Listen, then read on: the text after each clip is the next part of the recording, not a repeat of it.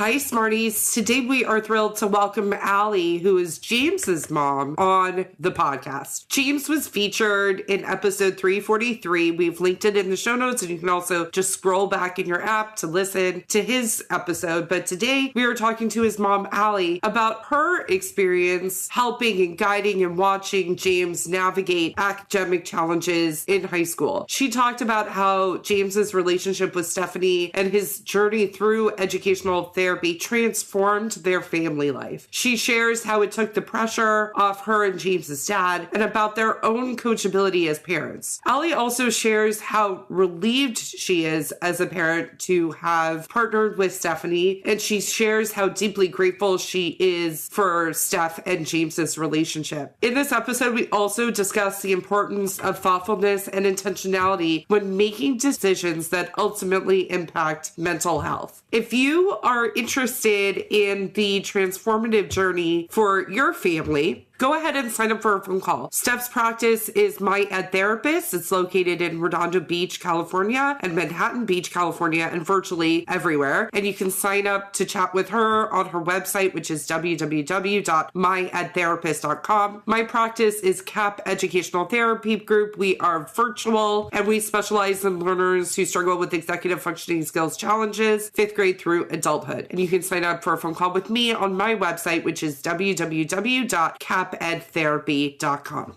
Let's dig in.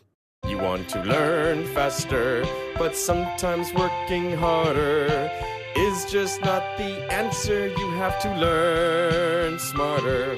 The Educational Therapy Podcast. Hi, Smarties. Welcome to episode 345 of Learn Smarter, the Educational Therapy Podcast. I'm Stephanie Pitts. And I'm Rachel Kapp. And today I am thrilled to have James's mom on the podcast. Allie, welcome.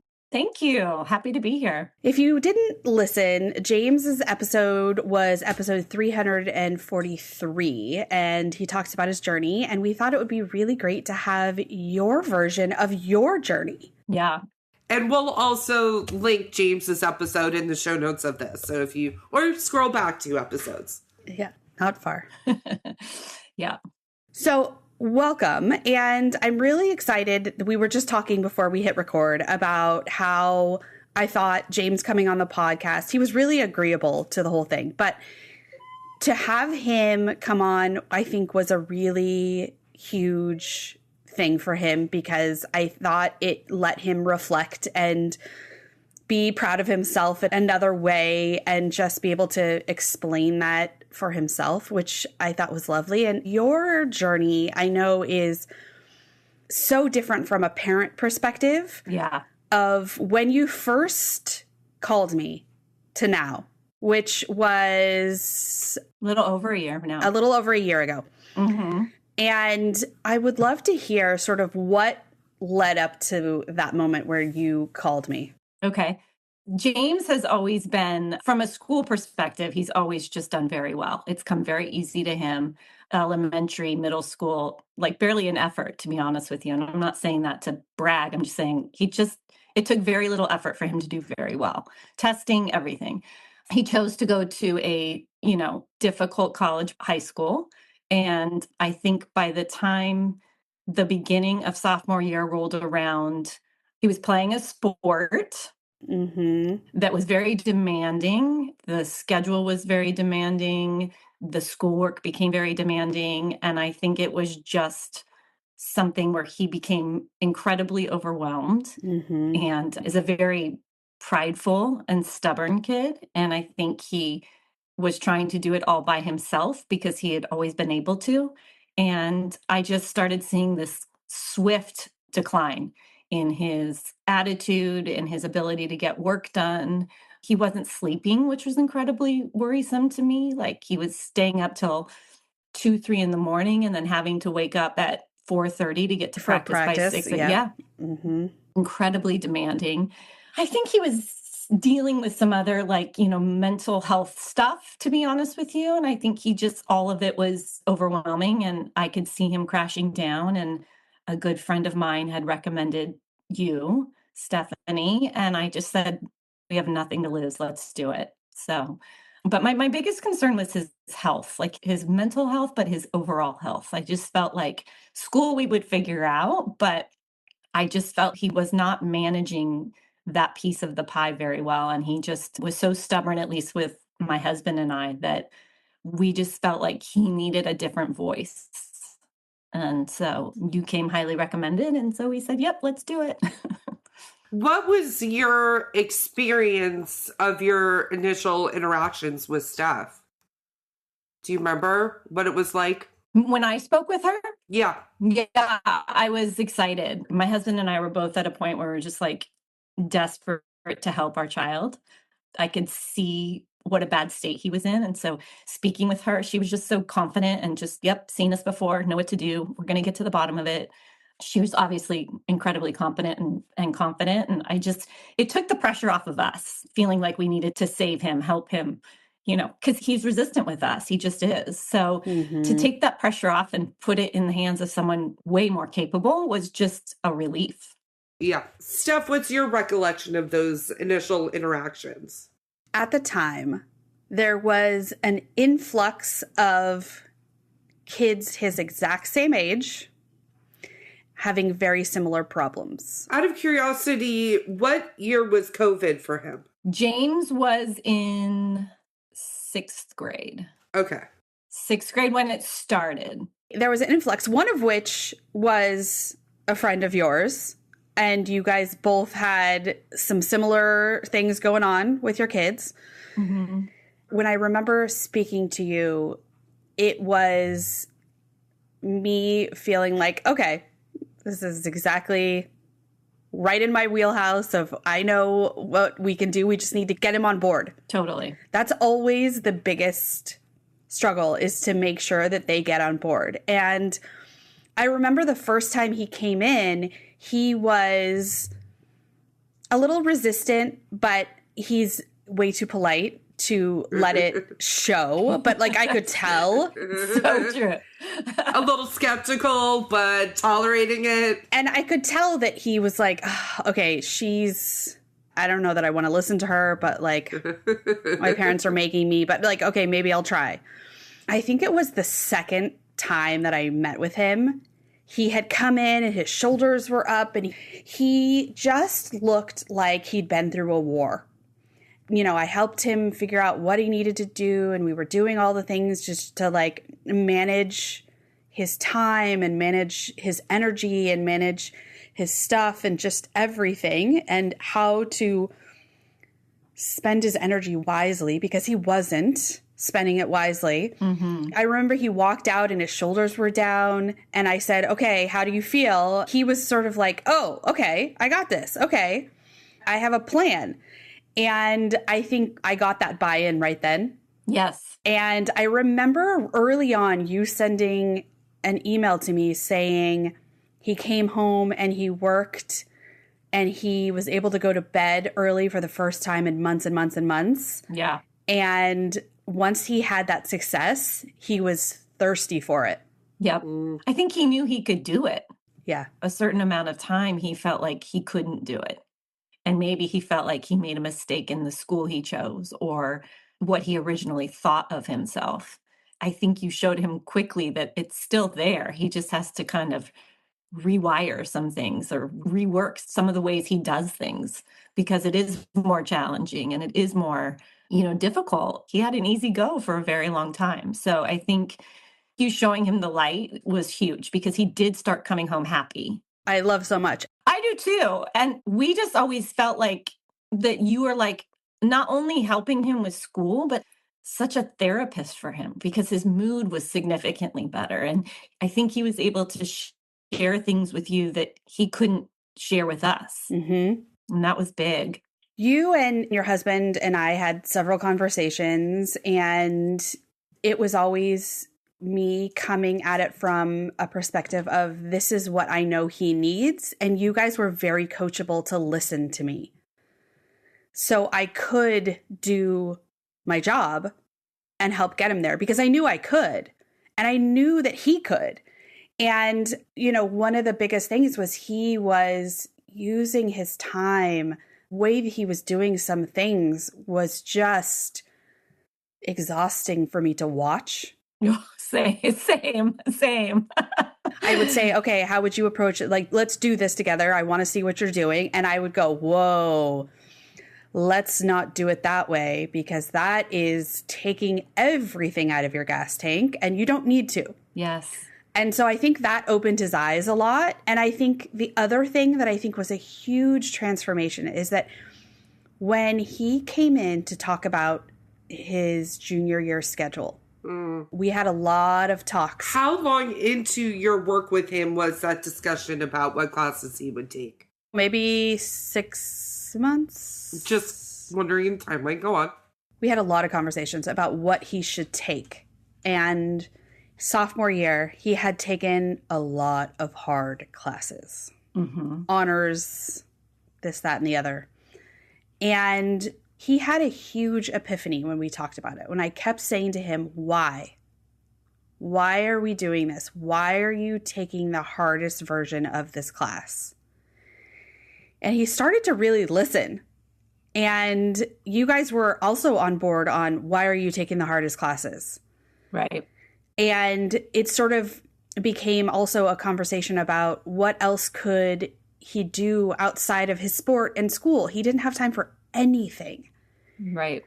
And we all wanted him to have time to be a kid and have fun and enjoy and learn and just all the things inside and outside of the classroom. And it was overpowering everything. And I think that was a huge moment where he decided, okay, if I take the regular class, let's see how it goes. And I think that was one of the best decisions he could have made. Totally agree. And I think there's this FOMO, or keeping up with the Joneses. Everyone's taking all of these APs because they want to get into these great schools. And, our philosophy as a family, even with his older sister, was always like, if you want to take these advanced classes, take things that you're good at. Let's not be taking English or history if it's a terrible subject for you. Like, that's ridiculous. You're going to kill yourself.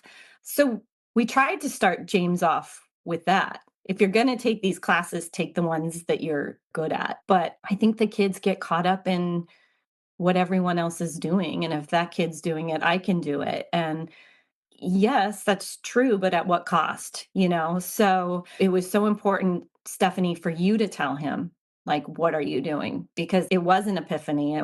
He came home and it was like, I don't think I'm going to take AP science. I don't need to. And I really don't want to pursue anything in science. And this is ridiculous. And it was just, it was so great. And he does still take AP classes, but they're in classes that he thrives in and he loves. Yeah, he likes them. He's doing very well in them. He's having a fantastic year this year and he's just thriving and he has so much more time. And he's so confident in the classes that he's not taking APs in because he's doing so well and he's managing his time well. And he's a completely different kid than he was last year. That is for sure. And I will say it has made the entire family unit significantly more happy and light.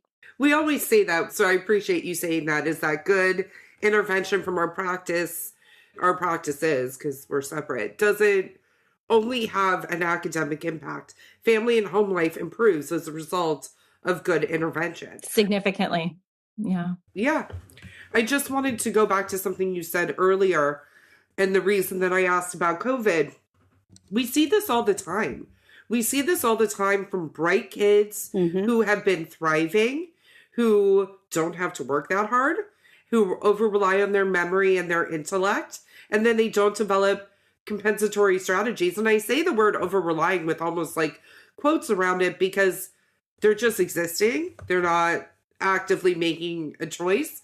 And then when some compensatory strategies should have been learned, it was COVID. And that's not to say he would have learned it even if it wasn't COVID. But what I'm saying is his natural abilities and affinities were keeping him buoyed and afloat. Totally. And then you have self-esteem that comes into play because they conceive of themselves as, I'm a bright kid, I don't have to work that hard. And then reality hits in a different way. Yes.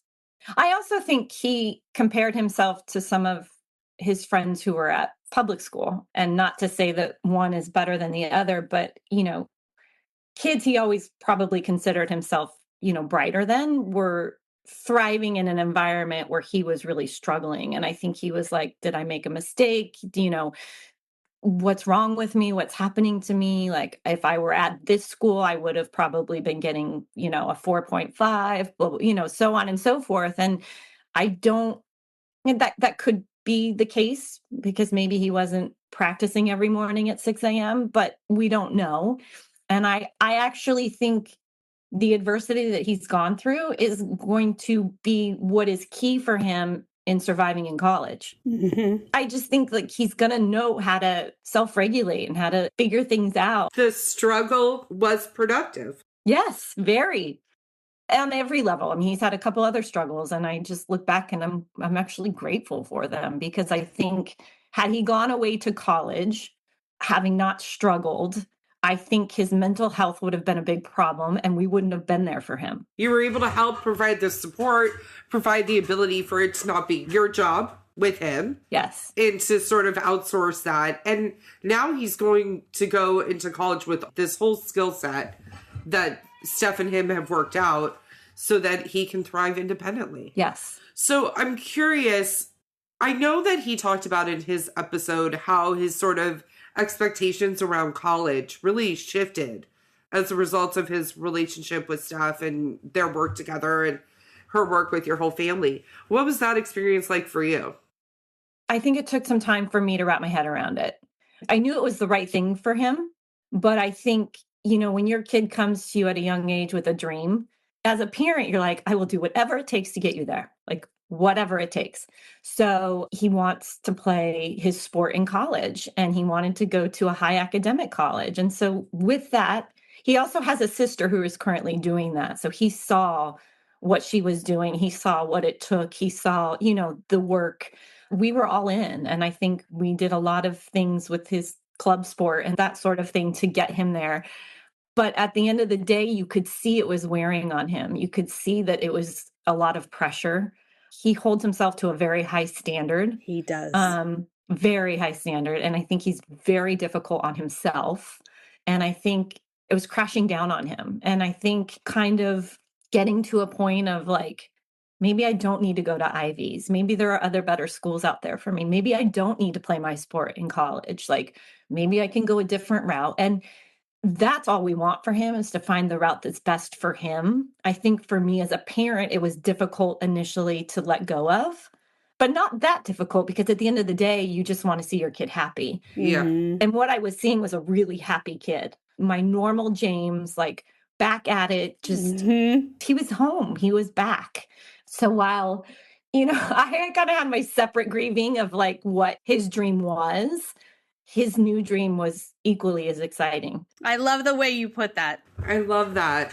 Because I think as a parent, it would be difficult if you've invested all these years and resources and time. There was sacrifices for the family. Like, we didn't go on a lot of vacations because we were doing a lot of traveling for sports. And that's what you do. And that's the gamble you take. I mean, totally. He could have chosen not to do it, or he could have blown his knee out. And either way, it could have been over. So it's like, that's the gamble you take. But if I can see James go to whatever great school he wants to go to and play maybe club sports, and he does. Yeah. And he told me he wants to do that. Yeah, he does. But because he's made that decision and he's made it on his own and we're supporting it, you just see this kid who's excited about life again and his future, and he's doing well in school because he wants to do well in school, and he doesn't feel like this pressure. That's who he is. He holds himself to a high standard, and he's doing well, and he's going to the gym. He just has more time. He's just a well-rounded, happy human being. He's the kid I always knew we had, and he just had about a year and a half of just tough stuff. It made him enjoy his sport again, taking that pressure off. 100%, Stephanie. Yeah. There's joy in his life again. Yeah. That is what he lost. Yes. He did. He had lost a lot of joy, and he really does like school, and he likes the school he goes to. And I know he's got a great group of friends, and he's got a lot going for him. And totally. At the time, he was desperate enough to accept the help. Yes. Because when I said it, he didn't balk at it at all. When I said, listen, so-and-so has recommended this, and he was like, yes, let's do it. I mean, he was at the point where he's like, I know I need help. So that was huge for us because I can't tell you the number of times I've offered tutoring, and he's so stubborn. He is, because I got him to go to a tutor and he didn't want to, but I sort of made him. Mm-hmm. And after he needed a tutor in chemistry, because chemistry is really hard. I can't do chemistry. That was the only class I got a C- in my whole career. It's like the only remember. C. It's the only C. And it impacted you forever, Steph. Forever. It makes me very upset. Okay, so... No, I'm being facetious. For sure. But no, it did. It did, because I'm like, chemistry's not my thing. Yeah. Chemistry's not my thing. So you need a tutor. And he was like, no, I don't. And I was like, well, I'm going to tell your mother that you're getting a tutor and you're going to go. And he was like, but okay. And then after he started seeing the tutor, he was like, oh, this is good. This is helpful. It's so helpful. Because he was trying to teach himself everything. And I was like, stop. Yes. You don't need to go learn how to do it to then teach it to yourself when someone could just teach it to you. Yeah. Those were sort of the moments, the epiphany moments, those aha moments for him. Because I would explain some stuff to him sometimes and he would go, oh, okay. There were many times where you don't have to do it that way. He trusted me enough. He had to listen to me at that point. Yes. And I appreciate you guys for trusting me to have a relationship with him. And you guys trusted me enough to know that like I had his best interest in mind. For sure. And didn't get in the way of that. Yeah. I think my husband had a little more reservation at the beginning. He did. But I think James and my husband are very similar. But I think he did call you. He did. He asked some questions. We had a tough call for sure. Yeah. And you convinced him. I mean, you let him know what you were going to do, exactly what your plan was. And he said, okay, I will let go of the reins. And it was freeing for us as parents, to be honest with you, because, as parents, it's constant. You're constantly on them about something. And so this was just another element of being on them about something. And sometimes you're not even on them, but you're just staying up till 1 a.m, helping them get through some homework. Yeah. It becomes exhausting. And I think we just let go. And what we found was that James was excited to come see you. Yeah. He didn't want to cancel. Even when he had the opportunity, he didn't. He never wanted to cancel. He was excited to see you. His mood when he came back from seeing you was like night and day. And then that mood just continued to get better as the year went on. And I could just see the light in his eyes again. I love that. You just hit my mama heart a little bit. What advice would you give to other parents? It's funny. I just was on the phone with a friend of my daughter's who's struggling and having the same situation James had. And I threw her your number and I'm sure she's already called. But I feel really strongly that, of course, you helped James with the managing of things and the executive functioning of things and all those things that are good for school. But I really think you also helped his overall mental health. And I think you were like a therapist for him. Or like most kids probably wouldn't go to a therapist, there's a stigma there. Yeah. But when you're saying I'm going to an educational therapist, they're helping me with school, they can tell their friends that. But what you're really doing is helping him in every area of his life, because the goal is to find a balance for these kids. And many of them, especially in a community like ours, there isn't balance. It is go, go, go, go, go, go, go, and don't stop until you're dead, until you get to that Ivy League, until you get that D1 scholarship. You do not stop. And before you know it, they've had no life, no childhood, no fun. They're burned out. They go to college completely depressed or with poor mental health. And they don't make it. They don't. They don't. They come home. Mm-hmm. Yeah, it's just too overwhelming. And so my advice to any parent is that if you see your kid struggling, ask for help, like reach out, especially when it comes to the balance of school and life and everything in between. Like they just need that guidance. And sometimes coming from the parent is just not helpful because the parents, whether they realize it or not, we're putting a lot of expectations on them. It's emotionally charged. And in our family, and I think especially with James, he does this to himself, but he compares himself a lot to his sisters. Yeah. And they're all very different. but they're all very high achieving. They all function differently. They all do things differently. And I think he was comparing himself to them and their experiences and what they were doing, and being away from that and being able to have someone to talk to that wasn't part of the family really allowed him to just be who he is. He let me coach him. And that's the advantage of an athlete, because athletes, Yeah. they know to listen to their coach. And at the beginning, he fought me a little bit, but he stopped fighting me and he just, okay. We love working with athletes. Oh, yeah, for sure. And when he understood the goal, it wasn't just to do better in school and all of that. When he understood that the goal was the big picture. I love when that switch happens. He went and got it.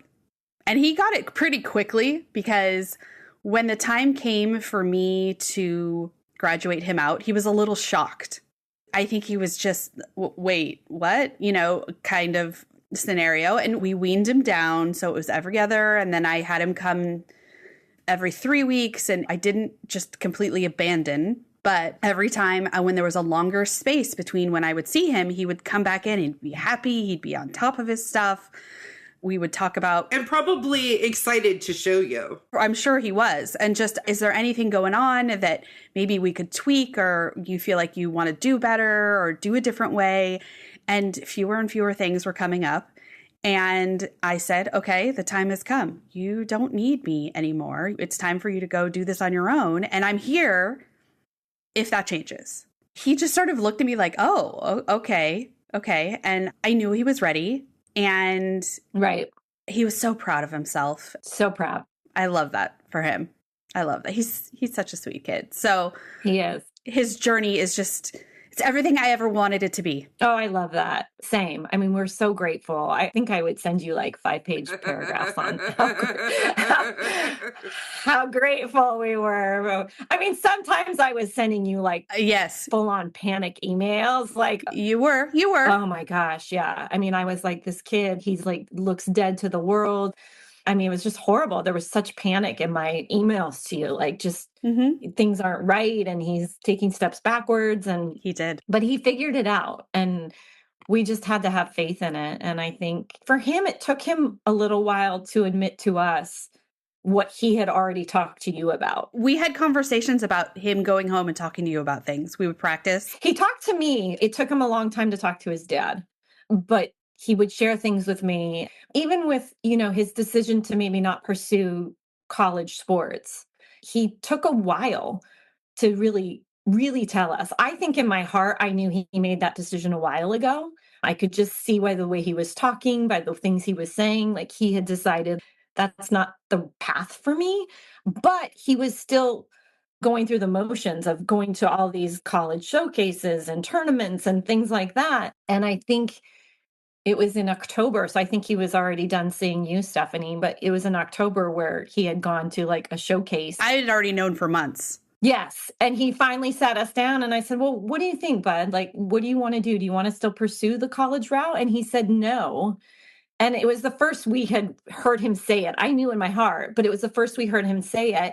And him telling us was like another layer of relief, kind of just overcame him. And since that point, he has been even lighter, if that's possible, just full of life, full of excitement, full of what's to come, comes home from talking to his college counselor at school about the different schools that he could get in. He's just excited about life again. And I felt like he was dead inside for like a year and a half. I'm so proud of him that he went through the journey, and he did it relatively quickly, honestly.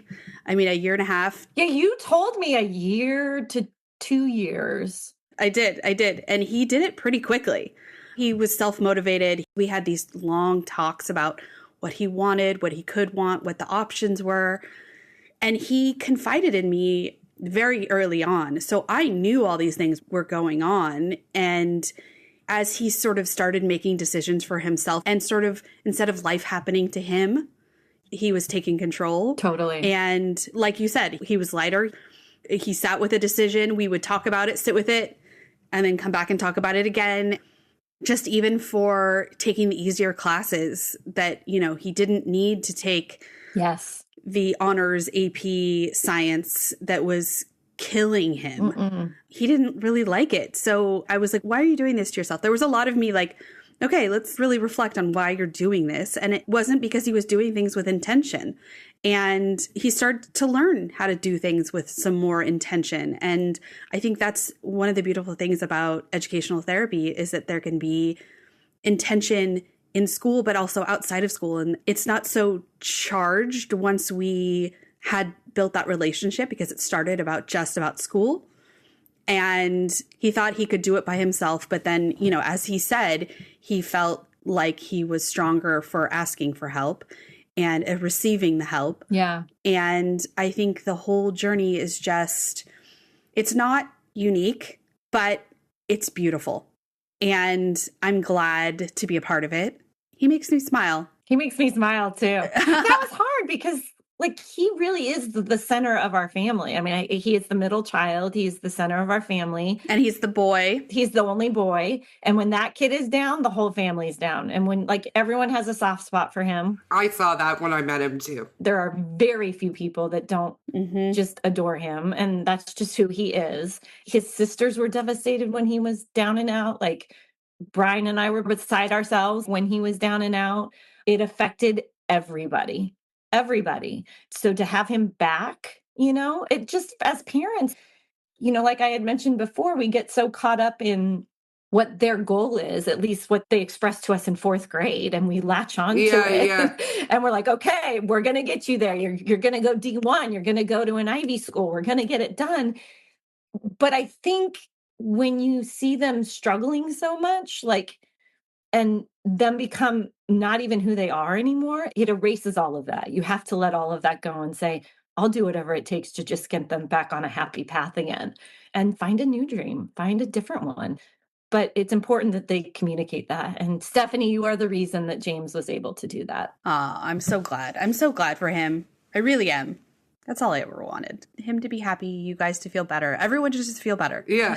Everyone to be happy. Yeah. It worked. Yeah. But I will say it was an emotional time for us. I still get teary-eyed about it because it was a journey. It was heavy and it was dark and it was hard on my husband and I, and it was heavy. But there is light at the end of the tunnel for families going through it, for families who are feeling it right now. Like I mentioned, a friend who's going through it and sent her your way. So I appreciate that. But yeah, life-changing. Good. I have my boy back. It's exciting. It's fun. And I'm so excited to see what he does with his life. He's a poster child for educational therapy, honestly. He really is. Let's like figure out how we can use that to get him into college, right?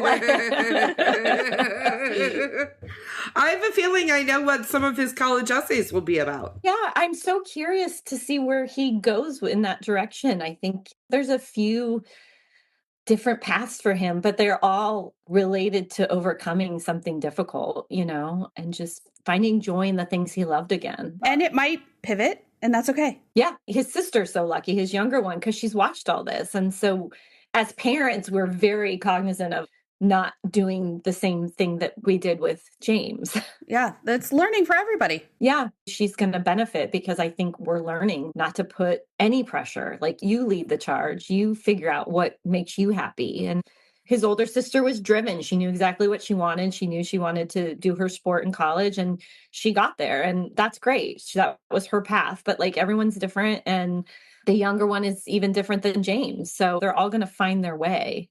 And sometimes as parents, it takes us longer than it takes them to come around and realize that, you know? Well, I'm proud of you too. Thank you. Thank you so much for taking the time and for coming on. Of course. And sharing your story a little bit. I have a feeling Steph and James's relationship is going to continue. I think so too. I really do. I think that you were a light in his life that he needed. I'm glad I could be there because it makes me happy. Will you go ahead and say our signature sign off, which is have a great week, Smarties? Sure, yes. Have a great week, Smarties. Have a great week. Have a great week.